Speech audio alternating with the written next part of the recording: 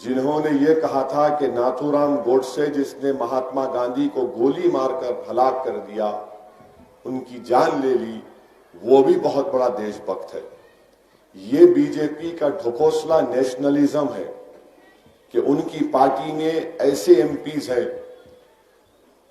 ان لوگوں کے لیے اس طرح کی باتیں کرتے ہیں جس نے مہاتما گاندھی کو مارا، اس کے تعلق سے کہہ دیا کہ گوڈسے دیش بھکت ہے۔ جو ہیمنت کرکرے نے اپنی جان کو قربان کر دیا، اس کے بچے یتیم ہو گئے، اس کی بیوی بیوہ ہو گئی، تو بی جے پی کی محترمہ ایم پی کہتی ہے کہ میں نے ہیمنت کرکرے کو شراب دیا، اس کو بددعا دی، اس لیے وہ مر گیا۔ یہ بھی حقیقت ہے جس کو آپ کو یاد رکھنے کی ضرورت ہے کہ کیسے جب دہشت گردی کے واقعات ہوتے ہیں تو کیا ہوتا ہے۔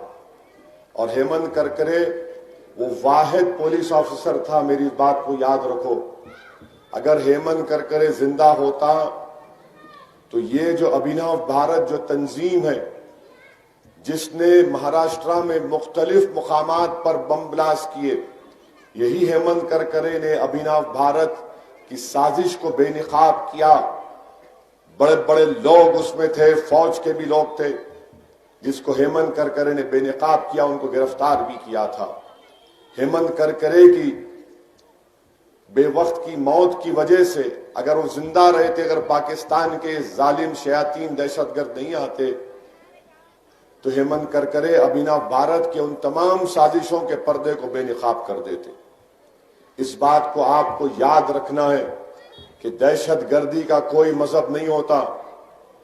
دہشت گرد شیاطین ہوتے ہیں جو کسی مذہب کا نام لے کر انسانوں کی جان لیتے ہیں۔ مجلس اتحاد المسلمین دہشت گردی کی مذمت کرتی ہے، اور دہشت گردی آج کل خود ایک نیا مذہب بن چکا ہے، اور مجلس دہشت گردی کے جتنے تنظیمیں ہیں ان تمام کے خلاف ہم مطالبہ کرتے ہیں کہ سخت سے سخت ان کے خلاف ایکشن لیا جائے۔ یہ ایک بلدیہ کا انتخابی جلسہ ہے۔ ابھی آپ کے سامنے جناب محمد شریف صاحب نے تمام تفصیل کو بیان کر دیا کہ 5 سال میں الحمدللہ جناب محمد شریف صاحب نے مختلف ترقیاتی کام انجام دیے۔ آپ ہی کی دعاؤں کا اور آپ کے ووٹ کا نتیجہ تھا کہ آپ نے 5 سال پہلے جناب محمد شریف صاحب کو کامیاب کیا۔ میں آپ سے گزارش کر رہا ہوں کہ متحدہ طور پر اپنے ایک ایک ووٹ کا استعمال کریے۔ یہ جو پروپیگنڈا، جھوٹا پروپیگنڈا مجلس کے تعلق سے کیا جا رہا ہے کہ مجلس فرقہ پرست ہے، یہ سراسر جھوٹ ہے، اس میں کوئی سچائی نہیں ہے۔ مجلس نے ہمیشہ انصاف کی مطالبے کی بات کی۔ ہماری لڑائی انصاف کی ہے۔ ہم جمہوریت میں اپنا حصہ چاہتے ہیں، ہم جمہوریت میں اپنا شیئر چاہتے ہیں، ہم جمہوریت میں اپنا جائز مقام چاہتے ہیں، اور ہم یہ چاہتے ہیں کہ ہم کو جب کامیابی ملے گی تو وہ مظلوم عوام جن سے انصاف نہیں ہوا، جن کو بے زبان کر کے رکھ دیا گیا، جن کو کمزور کر کے رکھ دیا گیا، مجلس یہ چاہتی ہے کہ ان مظلوموں کو انصاف ملے، ان کو طاقتور بنایا جائے۔ ان بے زبانوں کی آواز مجلس بننا چاہتی ہے تاکہ ان کی آواز میں ہم ان کے مسائل کو، چاہے وہ حیدرآباد کی بلدیہ ہو، ایوان اسمبلی ہو، ایوان پارلیمنٹ ہو، یا ضلع پریشد ہو، یا سرپنچ ہو، مجلس کا مقصد ایک ہی ہے۔ مجلس کے خلاف الزام لگانے والوں یہ تو بتا دو کہ تم میں اور ہم میں فرق یہ ہے کہ ہم صحیح معنوں میں سب کو ساتھ لے کر چلتے ہیں۔ مجلس دلوں کو جوڑنے کا کام کرتی ہے، مجلس دلوں کو توڑنے کا کام نہیں کرتی۔ مجلس دیواروں کو اٹھانے کا نام نہیں ہے، بلکہ مجلس گھروں کو ملانے کا کام کرتی ہے۔ اسی لیے آج آپ دیکھتے ہیں کہ بوکھلاہٹ کا شکار ہو کر بی جے پی مختلف فرسٹریشن میں آ کر مجلس پہ الزام لگاتی ہے۔ آج ہم کانسٹیٹیوشن ڈے منا رہے، پورے ملک میں یوم آئین منایا جا رہا ہے۔ آپ اندازہ لگائیے کہ کہ کوئی جو جماعت 1960 سے سیاسی میدان میں انتخابات میں حصہ لے رہی ہے، بی جے پی کی طرف سے کہا جاتا ہے کہ مجلس کو ووٹ دینا ملک کے مفاد میں نہیں ہے۔ میں ان سے پوچھنا چاہتا ہوں جو جماعت جمہوریت کو مضبوط کر رہی ہے، تم کو کس نے اختیار دیا کہ مجلس کو ووٹ دینا ملک کے مفاد میں نہیں ہے؟ بتاؤ، تمہاری پارٹی میں ایسے ایسے لوگ ہیں بی جے پی کے لوگوں جنہوں نے مہاتما گاندھی کو مارنے والوں کو دیش بھکت کہا۔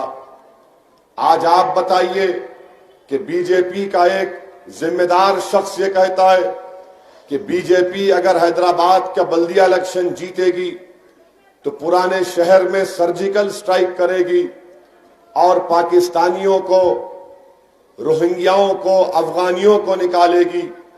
مجھے یہ بتائیے کہ کیا یہ سمویدھان اور آئین میں لکھا ہے کہ الیکشن کو لڑ کر آپ اپنے ہی شہر کے بسنے والوں کو، اس ملک کے باشندوں کو آپ پاکستانی، افغانی اور روہنگیا کہہ کر پکارتے ہیں؟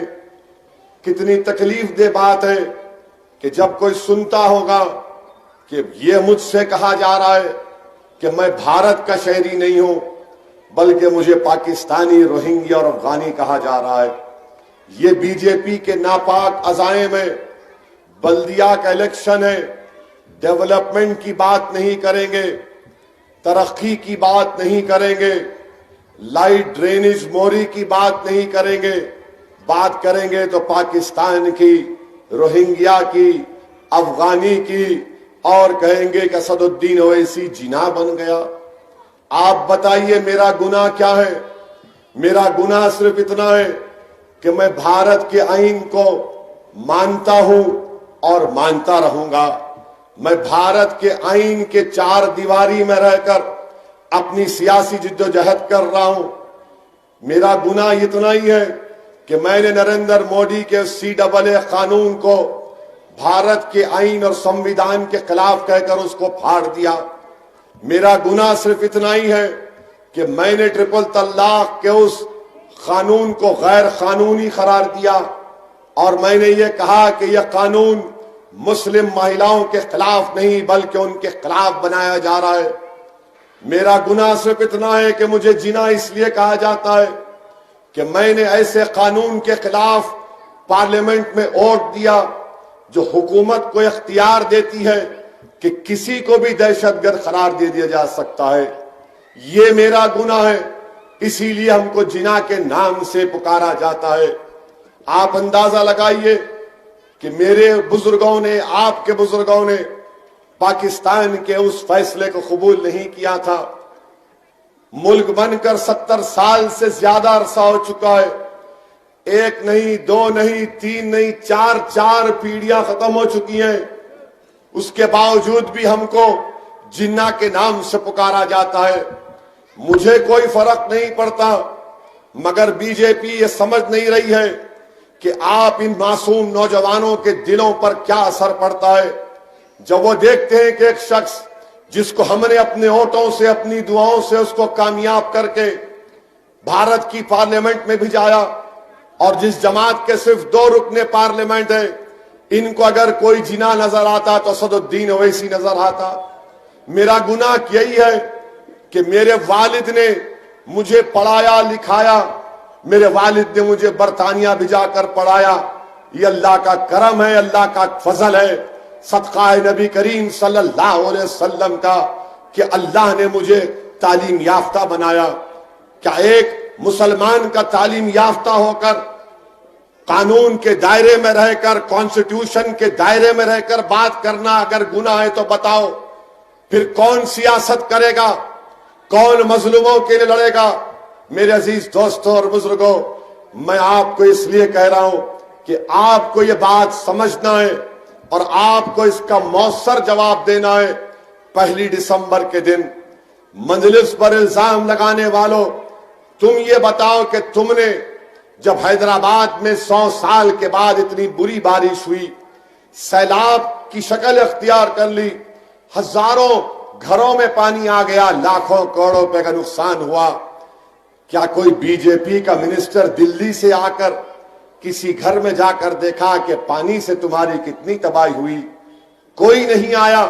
مگر بلدیہ کا الیکشن ہے تو روز کوئی نہ کوئی منسٹر آئے گا، اور جب حیدرآباد پہنچتا ہے تو زبان سے پہلا جملہ نکالتا پاکستان روہنگیا، اور دوسرا جملہ نکالتا اسد الدین اویسی مجلس اتحاد المسلمین۔ آپ بتائیے آخر اتنی نفرت حیدرآباد سے کیوں ہے؟ مجلس سے اتنی نفرت کیوں ہے؟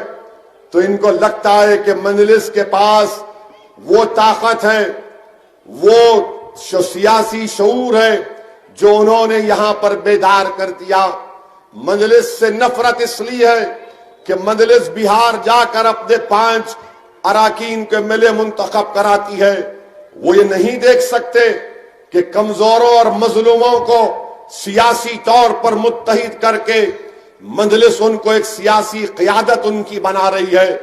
اسی لیے مجلس کی کامیابی کو روکنے کے لیے مختلف الزامات، مختلف طریقے سے کوششیں کی جاتی ہیں۔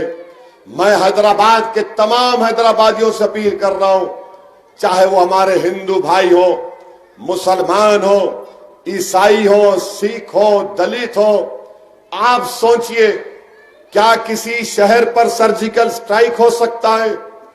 چھوڑ دیجئے مجلس سے آپ کو اگر نفرت ہے تو کریے، مگر آپ یہ سوچو کہ کیا حیدرآباد آپ کا نہیں ہے؟ کیا حیدرآباد میں سرجیکل سٹرائک کوئی کر سکتا ہے؟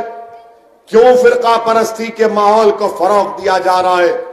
میرے عزیز دوستوں اور بزرگوں، میں آج بھی چیلنج کے ساتھ کہہ رہا ہوں بی جے پی کو، اگر شہر حیدرآباد میں پاکستانی ہے تو یہ تمام ذمہ داری نریندر مودی اور امیت شاہ پر عائد ہوتی ہے۔